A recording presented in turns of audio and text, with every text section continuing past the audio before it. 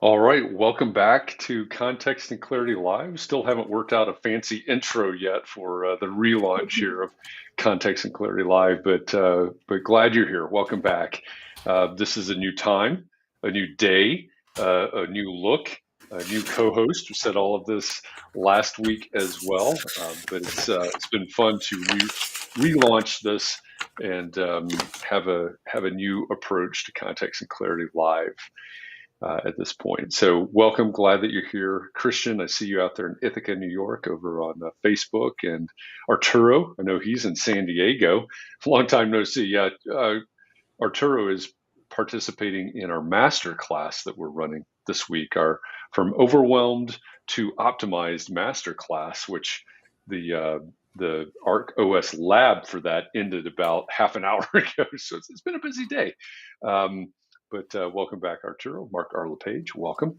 Glad you're here. Scott Thrift, welcome from San Francisco, where it's still not raining. That's a good thing.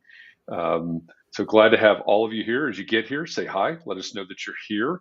And also where here is for you as well. If you missed last week, if you don't know this, my new co-host is Katie Kangas. Welcome, Katie. And all the way from Minnesota.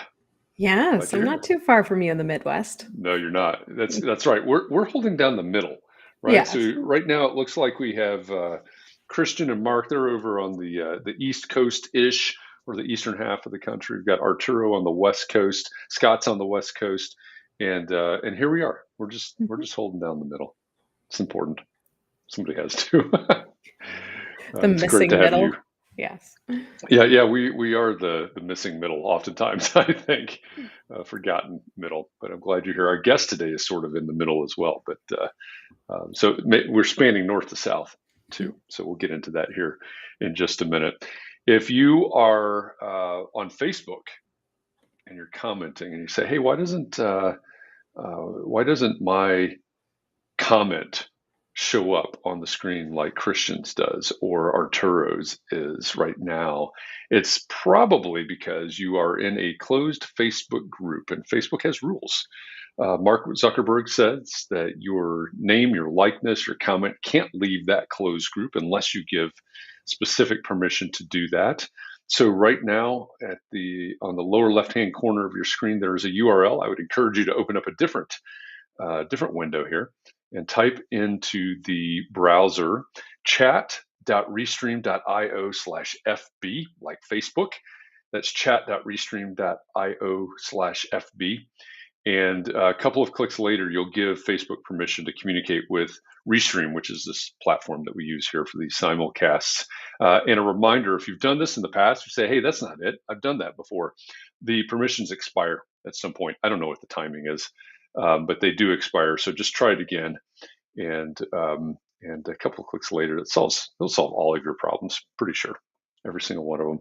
It's magic. So check that out. Try that out if you're commenting away from Facebook and they're not showing up on the screen. But great to have all of you here. Christian says he misses our friends in Ghana, Australia, Ireland, and Nicaragua. Yeah, we haven't. I know that the day and time change is, it's a curveball to a lot of people, and we also took a break for several weeks. So I suspect that we will regain our friends, we'll regain our audience, but it's something new to get used to. I'm still not even used to the idea of Tuesday at 2 o'clock instead of Thursday at 4. So we'll get them back. We'll find our friends once again. But it's great to have all of you here with us today. Katie, where in Minnesota are you? Just north of the Twin Cities. So Right. Minneapolis and St. Paul. Nice. So, how far from Canada is that? It's still 5 or 6 hours. Okay, Um, right, I have big not made state. that trek. Yeah, it takes time. Yeah, yeah. When was that? 2021, I guess. We had a very poorly named get together. It was called Echols, and we were up in northern Vermont, and I'd never been to Vermont before. And Jay Caroli was one of the organizers. Catherine McPhail was one of the organizers. A couple of others, and they found this place called Jay Peak. No relation to Jay Caroli, and it says in northern Vermont. I'm like, okay, northern Vermont. And so get to Jay Peak in northern Vermont, and you could literally see Canada was like right there. It's like, see that tree over there? That's Canada. Like, okay, that's pretty far north. We've almost made it. We've almost escaped at this point. So um, I think the good. accent is closer than the border. That could be. It could be my son who's in college. His roommate is Canadian, and so I get immersed in that accent every time I go to one of their baseball games. So, uh, a Yeah. good to know. Good to know. All right. Well, um, let's make the most of the time that we have with our guest today. He's back there in the green room, waiting patiently. Some of you are going to recognize this face, and you're going to recognize this name because he was our closing keynote speaker for the Entree Architect Community annual meeting back in November in Austin, Texas. So let me introduce him. Our guest today is a CEO and a founder. He's an expert on senior housing and care and on aging in place. He's the author of the best selling Right Place, Right Time, the ultimate guide to choosing a home for the second half of life. He was the closing keynote speaker at TCAM 22 last year in Austin. He's also the founder of here, which maybe we need to explain that. It's like you are here. He's the founder of Here. We'll get into that here momentarily. Ryan Frederick, welcome to Context. I should say welcome back to Context and Clarity Live. Yeah, well, thank you. Thanks for having me. I guess I'm part of the southern part of the middle. Going You back are. to your dialogue, I'm the Texas representation. So excited to be here in I guess more of its original format of virtual versus in person. Exactly. Yeah, yeah. So for those of you that were not able to attend the meeting in Austin, like I said, back in November, the way that was structured was that Ryan gave the closing keynote, which was fantastic, and then we did the quick changeover, set up everything on stage, and Ryan and Catherine and I were sitting there on stage with a live physical audience as well as the live virtual audience on the screen behind us, and that was really cool in a way because we got the live questions and we got the live questions and it was a lot of fun that way. But yes, this is the more traditional model today, and I have no doubt that it's going to be equally as fun a conversation. And what you work on and the way that you approach it fascinates me because understanding that you're not an architect, but you know so much about placemaking and about the effect of placemaking. So one of the things that I really wanted to kind of, I guess, start out with is while many architects are thinking about creating places, I think we think about it in terms of the physical, the experience, probably emotional aspects of it as well.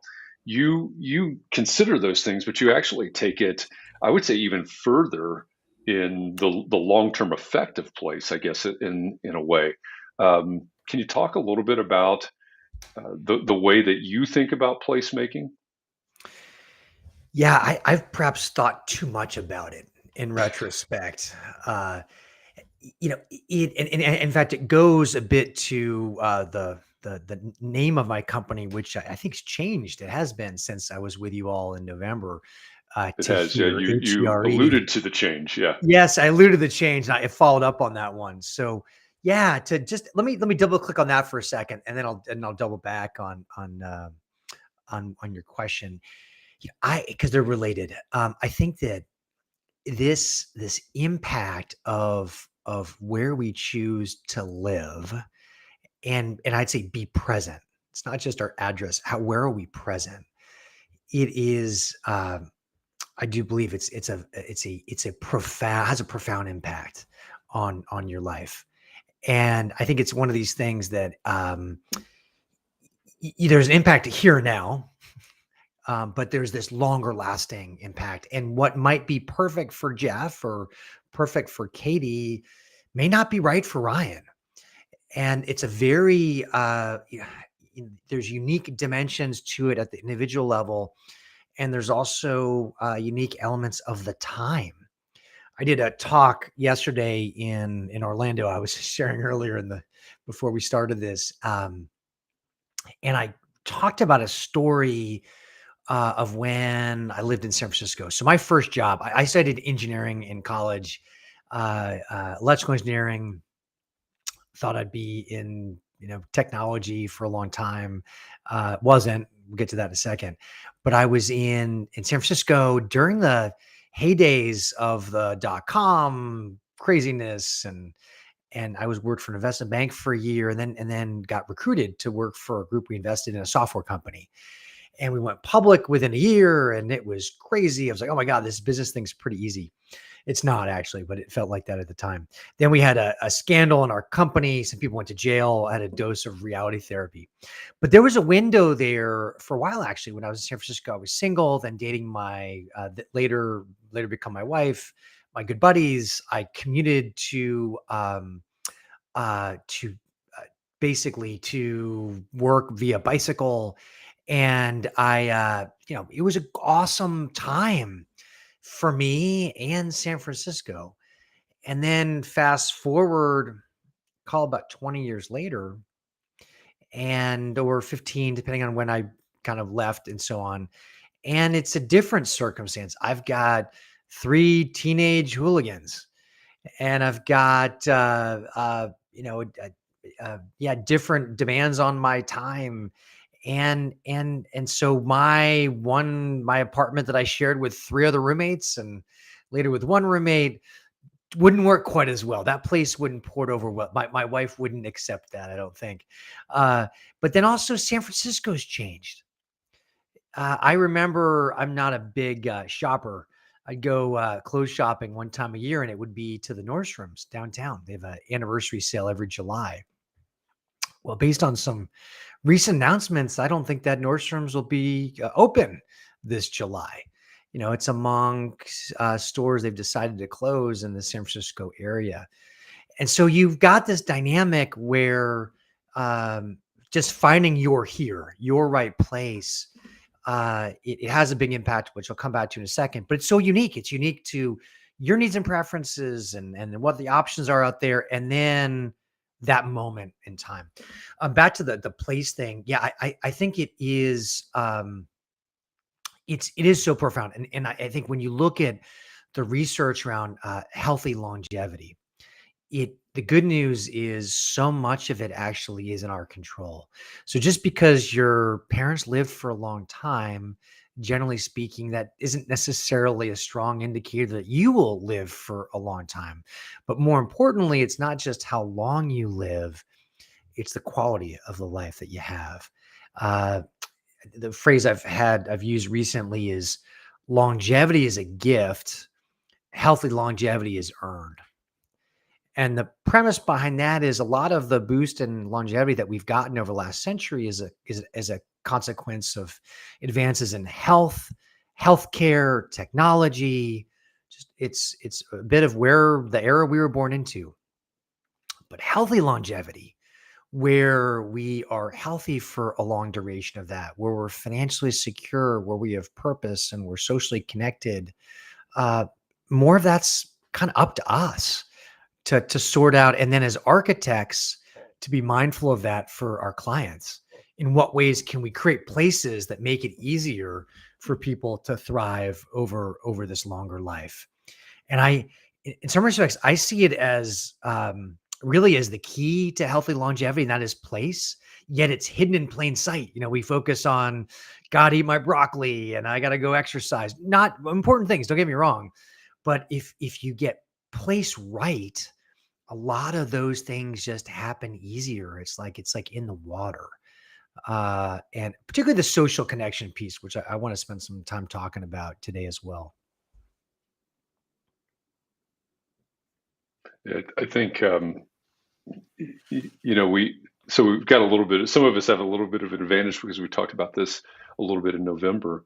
But as I mentioned earlier, you have a book, best-selling book. It's called Right Place, Right Time, and it talks about choosing that place.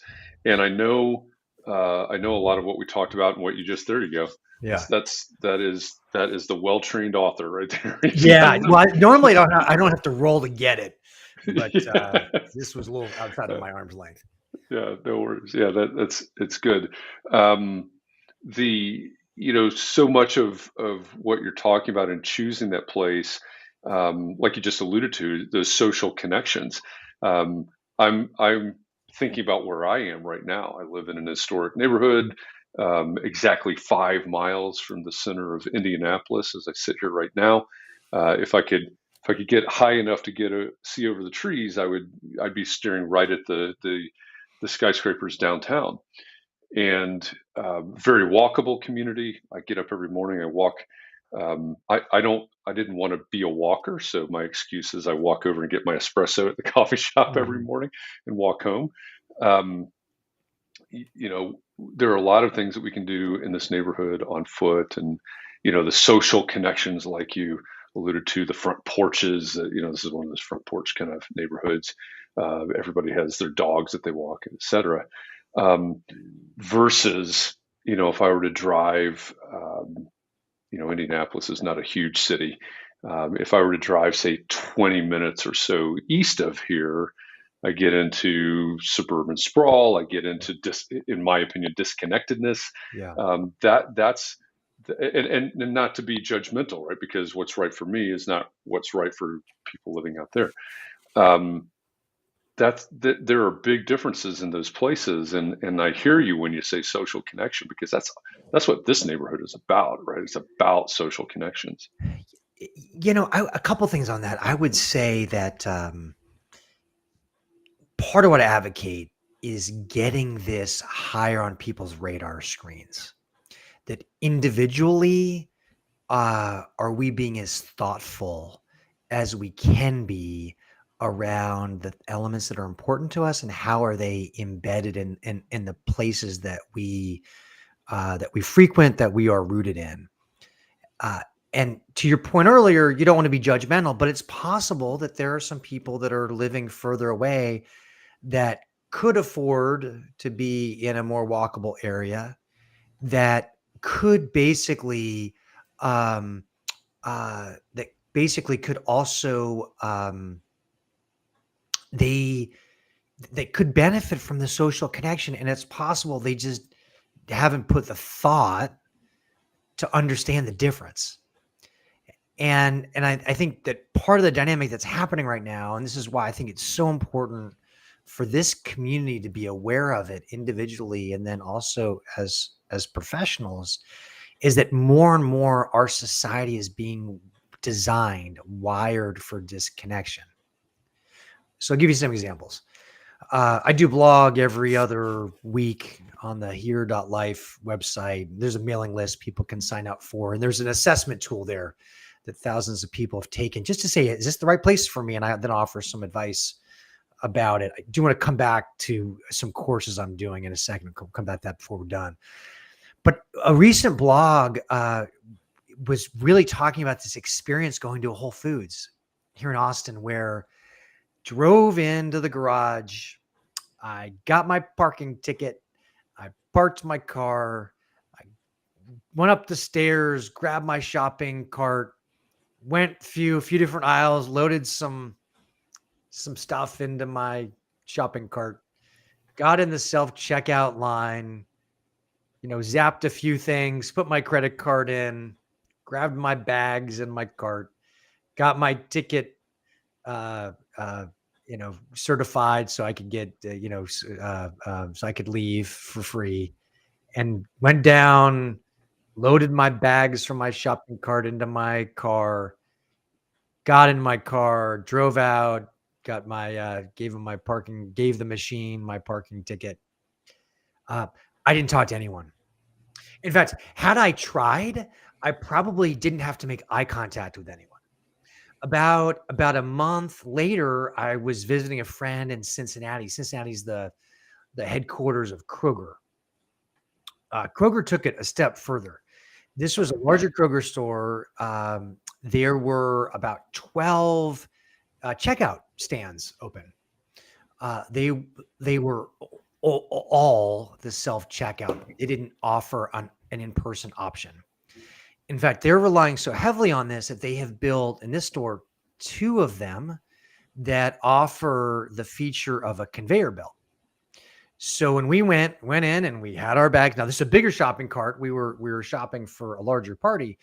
So we take our produce and our bags and our cans, and we're zapping them, and we put them on the conveyor belt, and then goes to the end, and then we pay our credit card, and then we walk down to the end of the conveyor belt, and then we get the opportunity to bag all of our mound then of groceries.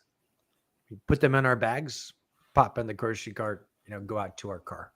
Now, we had some entertainment with this because it was the 2 of us. It's a good friend. I hadn't seen him in a while. But imagine if you're single and there's some level of loneliness, which, by the way, there was an op-ed piece in New York Times about a week ago from the current U.S. Surgeon General. He said 1 in 2 people in the U.S. in any given moment have some measurable level of loneliness. It's like super pervasive now. But imagine you're single, you live alone, your big excursion for the day is to go to the grocery store, and you go to the grocery store, and in your experience there, you don't talk to anyone, and you go through the conveyor belt experience I just said. How does that make you feel about humanity? And my guess is you're probably not feeling great. And there was I'm not going to put this on the architects. This is, a different deal. But the more and more that we're wired to, or that our society is designed for disconnection, I would say it makes your neighborhood, like you're talking about, Jeff, all the more important, where you have a front porch, where there's opportunities for easy engagement, where you're in a culture around you where it's common to say hi. I mean, even places where people walk, more and more people have their earbuds in, and you feel like you're disrupting them, even to say hi. So we're in a spot now, and this is even before we talk about artificial intelligence, before we talk about, the younger generation, the digital natives that have been raised without some of the social kind of niceties, perhaps, that older generations were raised on. The cultural norms have changed. And so I believe people have agency to say this is important, and that's part of what I encourage. And part of that is in the decision of where to live. But there's also an element of can there be more of a narrative? Can we talk more about this? Can there be more examples of where architects and other professionals have spoken out, influenced the developers they work with? And I say this not to be alarmist, but I just think it matters. It's not just having relationships with your good friends. This idea of knowing, like, your grocer checkout person that works there, their name, it makes you feel like you have a greater sense of belonging in your community. There's a recent study on belonging, where a national one, where it showed that only 26% of people in the U.S. have a sense of belonging in their local communities. They feel an aggregate a greater sense of belonging to their country and we know all the political strife in that level, but here in the, this is your neighbors and so on. So it really matters. And then when you look at the research around the health narratives, there's a number of things that point to this, but I'll raise one, and that is there's a study out of Harvard, a longevity study, recently, the basis of a book called The Good Life. And what they found basically was that of all the different, it's a fascinating study. What they did it 600 people in 300 that were a Harvard undergraduate class, that then was complemented by another 400 at-risk youth in the Boston area, going back, I say, 80 years ago. So this was JFK's class at Harvard. They pulled them together. They've watched them over these many decades. They've watched them, their spouses, their kids, their kids' kids. They followed them around the country as well. Life unfolded. People fill out a survey every year. about their health. They get records from their physicians every 5 years. They sit down with them for an in-depth interview and do a separate health check. And what they found was, uh, it was the nature, it was your relationships, the strength of the relationships that stood out among every other variable. In fact, they said the health of your relationships in your 50s was the strongest indicator of your health more broadly in your 80s.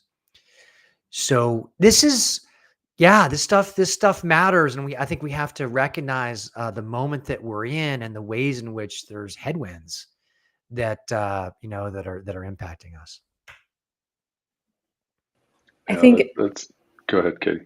yeah, it's impressive the intersectionality of research that you're doing and addressing in this book. And I think that's like next level writing. You can't just write about researching a topic. You write about how you're processing, how they are it's so complex, especially when you're talking about people. I just wanted to list real fast those 5 categories just because I Yeah, love lists. yeah, You're go talking for it. place, Yeah, purpose, social connection, physical well-being, and financial well-being. And that seemed so comprehensive. So I just wanted to bring that to everyone's attention as we're going into this, that you've thought and researched each of these components as you've done this book. yeah, that's right. And I really got that framework of those 5 different elements through some work that Gallup Healthways had done with their well-being index. But to your point, there's an opportunity to double click or triple click each of those areas. Part of this work is inspired by the blue zones. And the blues, which is really that concept, has been around for about 20 years. Dan Buettner and some of his colleagues from National Geographic, they traveled the world and they identified 5 areas where people had lived the longest and healthiest. Places like Costa Rica, uh, Japan, an area in Italy, area in Greece, and then actually a spot in Southern California. And in that work, they were able to observe. But what's changed over that time, or certainly been augmented, is there's been a lot more research on these different elements, like you describe, of purpose, of social connection, and so on their own merits. And while it may be fun to imagine moving full time to Italy or Greece, for example, as a practical matter, most of us, the opportunity really is to create our own blue zone closer to where we live or somewhere in the US. And I think in that sense, yeah, the research is helpful to look at. And to your point earlier, Jeff, we have agency.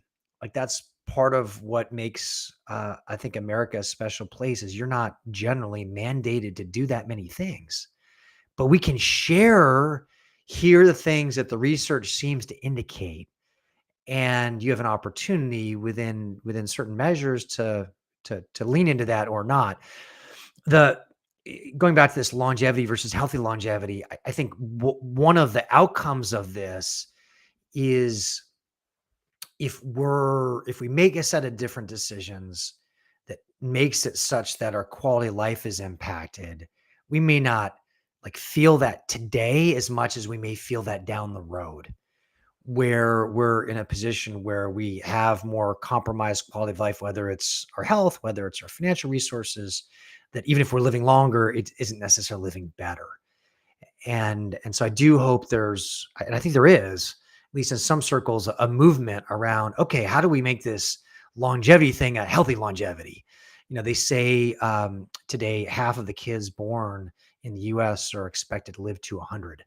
So and we only have seen different stats, but generally speaking, it's sub 4% of the housing stock in the entire US has been designed for people with just some mobility, issues. So it's like we thought when the suburbs were built out that we're car dependent, like we're mentioning, that I guess we also thought that people would never age, and there'd be no health compromises along the way. So this is an important time to think differently and recreate and work in partnership with business clients, but also residential and individual clients too. So when we think about, obviously we've got an audience of I'm going to assume mainly architects today, um, many of whom are designing residential projects. Maybe it's one-off, maybe it's a development, maybe it's a multifamily or mixed-use project. But when we're talking to an audience like this, what's your message to the architects in terms of how they can impact these things that you're talking about? Obviously, they're working with clients. Um, they that's their lifeblood, right? If a Right. client hires me, I've got to design, to their program, et cetera. But what can architects control, short of also being a developer, I suppose? But what can architects control that has um, where they can have the maximum impact in this larger equation that you're talking about? Well, I think they can have a lot of impact, Jeff. I think that I mentioned this, I believe, when we were together in November, and that is um, one of the first opportunities is to ask a client, and I'm sure people do this already. So I'm probably a little bit rudimentary on this, but that is to say, we can talk about what your goals are for the physical product, but can we take a step back for a second, just for a moment? Like, what are your life goals here related to this home? Like, what do you imagine the uses? How do you want to celebrate in this house? Like, what help us understand the ways in which you might want this home to be a hub for activity. What are the type of people you want to host? To the extent that you can link your home to some broader life goals, it can then inform the architect around clever ideas that the homeowner may not necessarily be thinking about on the front end. It may not be reflected in Architect Digest and so on, because I'd say one of the tragedies in all this is when people go through the effort of a rebuild, a remodel, and they make some decisions around the design that then forces them to perhaps change their place earlier than they needed to, or it becomes less accommodating when they have people that are staying with them that could benefit from these things. And by the way, a lot of these designs around universal design, ageless design, it does not mean that it's a compromise on the look and feel of what you're doing. They don't have to have there aren't necessarily compromises in these things. You can do it in an aesthetically like pleasing way that just works. Plenty of examples. So I would say, if you can start off, like I think I saw Jessica here in the Facebook message, like, yeah, what harm is it by asking that question? Like, how does this fit into your life goals? And I think that's pretty harmless and give you a lot of power, and also be seen as something more than just an architect. You're like, actually, they're trying to help me with my life more broadly. Not saying you should go to life coaching, but what it does do is, at a minimum, how allows you to see the bigger picture and then solve for some of that. And to the extent you start to have some stories where people are thoughtful about creating some measure of, say, ageless design to accommodate like broader life goals, like, hey, I want this to be something like my forever house. Well, then you have case studies, examples, you can share, you can write about, share, talk with prospective clients. So I think that's a key thing. Now and this came up in November. You don't want to talk yourself out of a client. That said, there may be situations where a client might try to be modifying, say, an existing house. So I know we're focusing a bit on individual kind of residential experiences, but they're saying we want to stay in this house, we want to make some changes, but it might be that place that they're in is it's the wrong one. Like, they may not know their neighbors, they may not be socially connected. There may be other things that make that physical house in its composite just not the right place for them at that point. And I'm not suggesting that you talk yourself out of a client.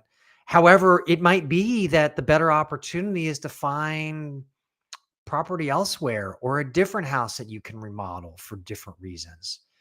And this is why my hope is that as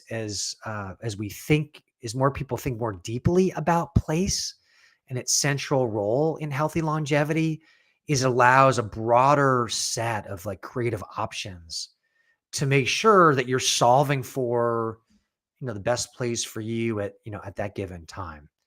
So that's why I started. I mentioned I have this assessment on the Here website, here.life. You'll see it there, but it's here.life/assessment.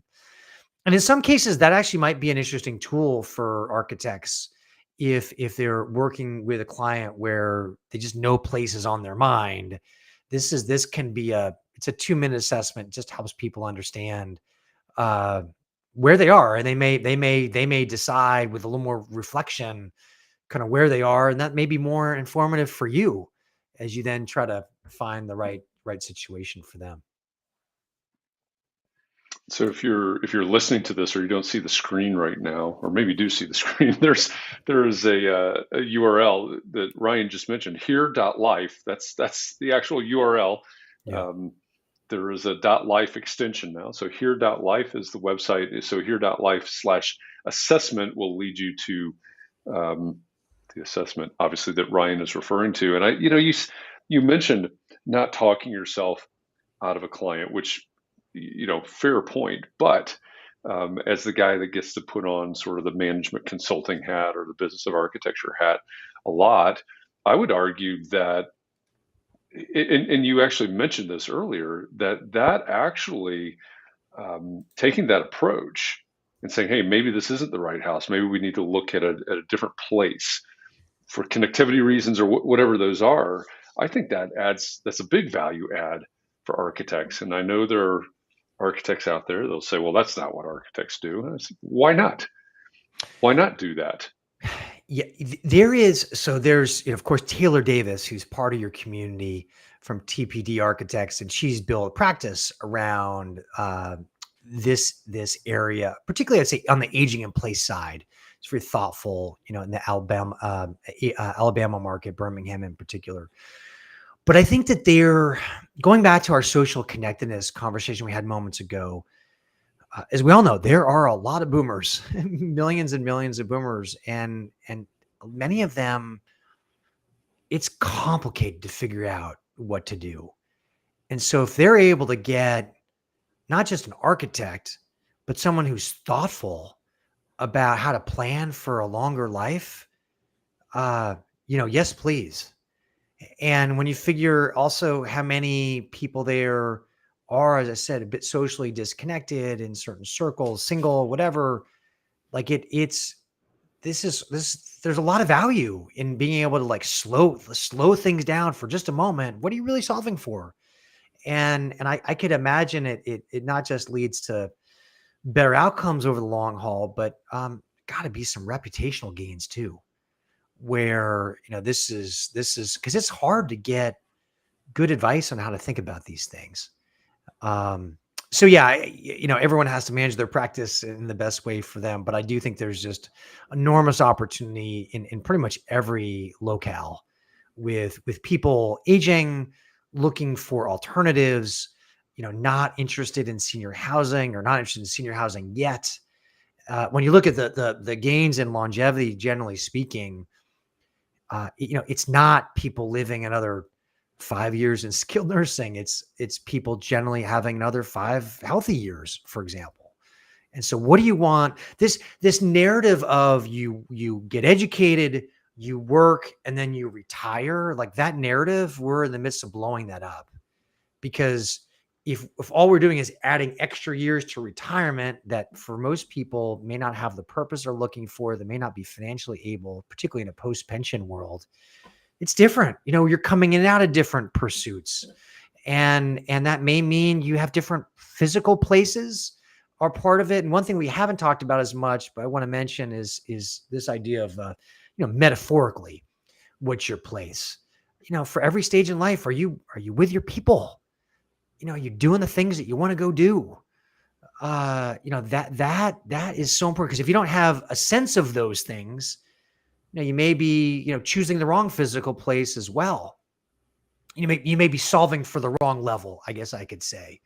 You might say, okay, I got to make my house a little bit better now for this stage in life. But in practice, it may be that the real issue is you got to find a new purpose because you're a different stage, and you got to go find your people, and that may not be right there. So there's the little piece of finding your place, and there's also the figurative here, which becomes Mark Twain had a number of famous quotes, but one of them is the two most important days of your life are the day you were born, which I agree with, and then the day you find out why. And he was born in the 1800s. Life expectancy was sub 50 when he was born. And I think in the world that we have now, where people are living longer, I don't think it's just one why. I think you have multiple whys, and each why comes with it this check. Okay, am I with my people? Am I in the right place physically? It has a bunch of things tied to it. So it might be that maybe there's a stage where you're looking more after your kids, but maybe there's a stage where you're looking after older family, or all sorts of different stages of those whys. And I'm And curious if you know about the term life cycle housing. I'm familiar with it, but not terribly. That's it. It's new to me too. It's something that economic developers kind of talk about when thinking about a community. I'm part of a group that goes into rural Minnesota communities to talk with them, and often housing is the biggest problem, the lack of it. But they will often talk about the type of housing that you build, and not just building apartment complexes, because that doesn't meet the needs, and thinking more completely. That's a great point. So this probably ties a bit into something we talked about briefly in November, and that was around going back to this missing middle we talked about earlier. It's the missing middle housing. So you've got a number of markets. You either have the single family housing, and then you got the apartments, to your point, Katie. But in practice, and I talk about this a bit in the book, you've got duplexes and triplexes and townhomes, and there's this bigger, middle housing option. Even ADUs, I would say, kind of fit into some of that, the accessible dwelling units. So the more that municipalities, and I've been doing some more speaking for municipalities, I hope to do more around this, because if municipalities can understand this, if they can appreciate that having a broader range of housing, and I'll call it like attainable housing, that's designed for people such that works over a longer period of one's life, it allows people that are from that community to stay there in better kind of non-institutional housing. And when you have there's a trade-off oftentimes of the amount of square footage and then lot size, which allows some levels of density, not necessarily on top of each other the way apartments are, but you have enough space that people might prefer, but enough density that allows for these spontaneous levels of interactions. We're missing that in a lot of our areas. The rural areas are an interesting opportunity, because there might be more to play with there than fully built out urban areas. And actually, this story might resonate most strongly in the Midwest, in the middle parts of the country. And in fact, I have not spent much time in Indianapolis, but I know there's, thinking about where you are, Jeff. I know, how far away are you from Carmel? So Carmel, Indiana is 20 Carmel. minutes north of me.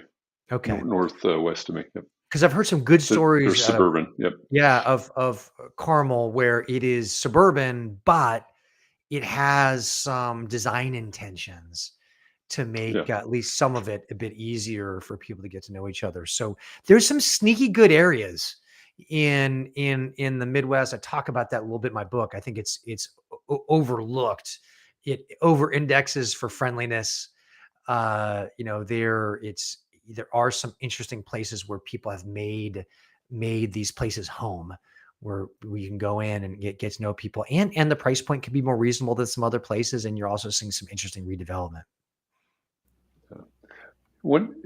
As you're saying that, I was thinking about one of my sisters went to Berry College in Rome, Georgia, tiny little school up in the mountains of northwest Georgia. And one of the things that I've learned since she graduated um, is that at Berry, when she was there, they had, like a lot of places have, they had sort of a thriving daycare uh, facility. So, like local, people from Rome, from Georgia, they could take their kids to the daycare there. Employees of the college could take their kids there, and so you've got this interaction between kids and college students. Well, now at Berry, they have also built senior housing on campus. And so you've got dormitories for college students, you've got the young kids, and then you've got seniors there, and they're looking at that strictly from the point of view of the intergenerational interaction, which I've not been up there on campus, I guess, probably Mhm. since she graduated, which was, she's not as old as I am, but it was a long time ago still. Um, but I think that's fascinating, and it would seem to be incredibly healthy for everybody involved to have that intergenerational intersection there. Yeah, there's a lot of research on that as well, and how it's good for the young and the old. And a lot of our society today, we're segregated by age, and so then younger people don't get to see, have meaningful interactions with, understand, people that are in different life stages. Then there's wisdom that can't be passed down as easily as well. Now, from practical perspective, a number of these colleges, they're struggling because they've got, some of them anyway, some elements of decreasing enrollment. They've got aging physical plant issues. They've got the same labor challenges that we face, broadly. They've got tuition levels that are exceedingly high for a lot of families. So especially those that don't have large endowments, they need to find a way to pivot to be more relevant long term. And so this could be a good, housing use to have other generations, and also ones that are interested, in lifelong learning. So I think it's interesting. There have been high profile projects across the country. I think you're starting to see it pop up around some smaller, universities and colleges as well. Be interesting to see how that evolves. One of the benefits, when you describe some of these, communal areas that work for people who are not college age, they think back to their college experience. Like, wow, how great was it to have people so close by? And I think about my friends from college, and it wasn't, I like to think I learned some stuff in college, although not my grades don't necessarily always support that, thesis. But I did. It was the 2 a.m. conversations. We just had our 25th, college reunion, and a bunch of people came back for it, and then I went to Princeton and they went to the Sweet 16 this year. So we had a spontaneous Sweet 16 gathering in Louisville, Kentucky, among people. There was one point, there were about a handful of us, and our fondest memories were inventing a game we called Happy Fun Ball in our freshman dorm in a narrow hallway. I can't remember what the rules are now, but we had some ball. We tried to tag each other, and we did this endless hours, and we didn't have a phone distracting us. Apparently homework didn't distract us either, but it created these bonding experiences. And when you're in spots where you're in your own kind of capsule, separate and apart from people, happy fun ball doesn't happen. So I think that the more that, we can create places that people are drawn to, not feel like they're forced to go to. Like that's an important part of the mindset. Working with I have a consulting practice, is part of what I spend my time on. Is I'm working with a developer in the Southeast, and we're building, cottages. These are going to be age restricted cottages, but we're building them in clusters where you have a shared green space, you have front porches, where, the expectation is that you just make it easier to get to know your neighbor. You're not required, but make it easier. And the hope is we're going to self-select for people that, that kind of want something like this. There's an article I saw today, Margaritaville, the developer there, the locations in Florida, and In South Carolina, they have pretty robust development plans. In a market today where housing developers are, how's the math work, and taking a step back, putting a pause, they're hitting the accelerator because they see that there are people looking for community, and their parrot heads and some others too. It may not be the right place for any of us, but for some it is. And it's less about the design's important, but it's more about how all these things fit together. Now, that's not intergenerational, but I think there's ways we can get placemaking that inspires people that can also have that intergenerational component. So true. I think this resonates for many reasons with me personally, trying to recreate my own childhood in a small town and having my grandparents both in town and able to help. And now I'm outside of a big city and grandparents are here, grandmothers are here, but it's half hour, 45 minutes away. And Yeah. so it's a pseudo recreation of it, but it misses. So, yes, I am on this path trying to figure this out. So, really resonates on a personal level what we're kind of talking about, where the power of a lot of this thinking seems to be at a policy level, but so many of us are like in the middle Yeah. in our profession. So what can you leave us with to, like, this is so much to unpack. Where can we like start to percolate this into our practice? Well, I'd say play the long, Katie, play the long game.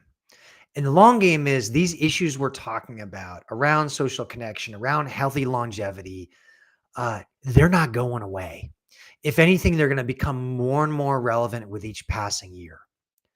And so to be to be schooled on this, uh, in fact, to talk about that for just a second, since we were together in November, I've now created a beta workshop of the book and related content in person. Actually, some real estate brokers have hosted it.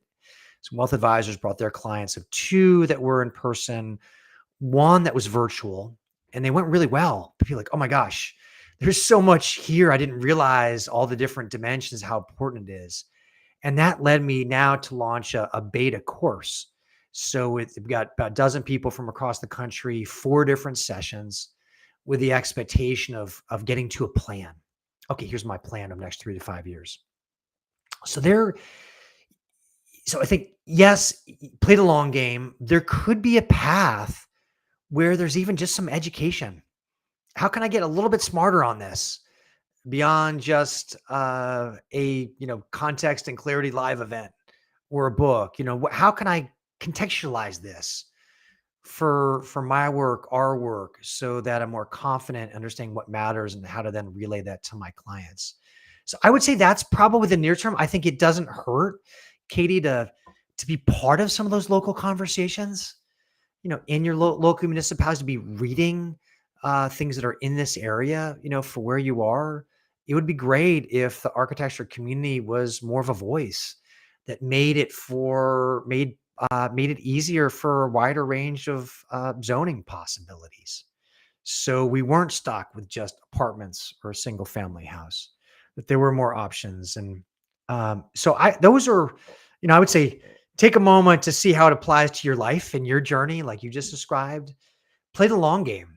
Understand that this is going to become, whether you want it or not, it's going to become more and more part of your practice, because you're simply going to run into more people where this is on their radar screen and they're going to need help sorting it out. And then consider taking a deeper step of what would it look like to be armed with a bit more information, customized as an architect, to then be able to, have those conversations.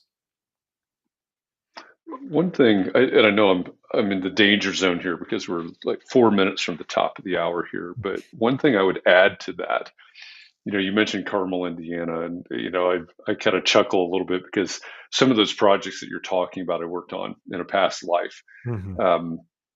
I worked for a firm where we would have called it traditional neighborhood design. And Katie, if you look at the Congress for the New Urbanism, so this new urbanist traditional neighborhood design, we studied all of those things, and we would design these new neighborhoods and things. And what always seemed ironic to me, this would have been in the the timeline on that would have been early 2000s, I guess. Is that right? Well, no, 2005-ish or so, in that time frame. And what always seemed ironic to me was, and I've lived in this house where I am in this historic neighborhood where I am for 28 years now. I recently needed to ask my daughter, where she wants to live, and I'll just leave the story there. And she immediately started looking for places in this neighborhood. It's the only place she's ever known, but there's a reason that she loves the neighborhood, the walkability, the people knowing your name when you go to the restaurant over here or the coffee shop, etc. And to me, the irony in looking at new urbanism, traditional neighborhood design, was what we were doing was essentially recreating this neighborhood that where I live now. And Yep. the home I live in is about 90 years old. It's Yep. one of the youngest houses in this neighborhood. Um, and to your point, Ryan, this idea that this isn't going away, absolutely right. I mean, the house, however you want to look at it, the per square foot housing value in this neighborhood is extremely high Yep. versus, some new construction out further east of here. Um, and there are big reasons for that. But I think everything that you're talking about, Ryan, and I mentioned this, Katie, because I know you're focused on historic, right? What lessons can you learn from historic design, planning, et cetera, that are completely relevant today, if not more relevant today than they have been for the past 50, 60, 70 years? And relevance is, in the eye of the beholder, I suppose. But I think this conversation is eternally fascinating to me for all of these reasons, and I hope that everybody that's either watching this live or will listen to this in the podcast version, here when it gets published in a couple of weeks, I hope that you'll think further into what we're talking about here in terms of place, in terms of the research. Of course, Ryan's book, as I mentioned at the in the introduction, is called "Right Place, Right Time: The Ultimate Guide to Choosing a Home for the Second Half of Life." If you were with us in Austin last year, Ryan was our closing keynote speaker. You could go to here.life/assessment, which is up on the screen now, to take the assessment related to the book, and I encourage you to do that. But go to here.life, connect with Ryan, and learn more about the way that Ryan researches, writes about, and talks about placemaking and the importance of place, the intersection between place and healthy longevity. There's a real key there. Yeah. And this, I would love for this conversation to go on for a few more hours, but we can't do it. So Yeah. Thanks thank so you. much. One quick idea that came up, going back to Katie's question about what do I do right now? And that is, one practical thing, and you triggered it in what you said earlier, Jeff. There are a bunch of these older neighborhoods in cities. And when I visit my friend in Cincinnati, I can't remember the name of it. I want to say Hyde Park, but I don't know if that's what it was. But nonetheless, a lot of these houses they're not designed well for people as they get older. So Right. if there was a way you go in as an architect, maybe partner with a developer and find a way to make a number of these houses age friendly, but still in these places, I think that's a pretty interesting. I think it's a pretty interesting business because a number of people don't want to tear down these old homes, but it's complicated. But if you get it right, it's so desirable because the supply is so limited. Yeah. And That's an excellent point. yeah, so just another kind of closing thought. But great to be with you both, and love your community, and I think there's so much potential for impact. Yeah. Thank you. Thank you so much for this conversation. And Katie, thanks for co-hosting it again with me this week. Just a heads up to everybody that coming next week on Context and Clarity Live, we will have Charisse Lakeside. Many of you are very familiar with Charisse. She has a great following on Twitter. She is a specifications writer. She is a lot of things in the architecture world, but she is the host of RCAT. You're familiar with RCAT. Their official podcast is called Detailed, And Charisse is the host of that podcast. It's going to be great to get sort of an inside baseball view of that podcast. It is a very popular podcast, and the audience there is growing very, very quickly. So Charisse is a lot of fun. She's going to be a great conversation as well. So join us next Tuesday at 2 p.m. Eastern for our Context and Clarity Live conversation with Charisse Lakeside. So with that, again, thank you. I'm going to use the same closing that we used to use because I think it's still very, very relevant here. Please be safe, stay well, keep those around you safe and well. Take a little bit of time to breathe, relax, find some way to rejuvenate. We don't do this every day anymore, but I think all of those things are exceptionally important to you and your life and your longevity. So please do that, and we will see you again next week. Thanks, everybody.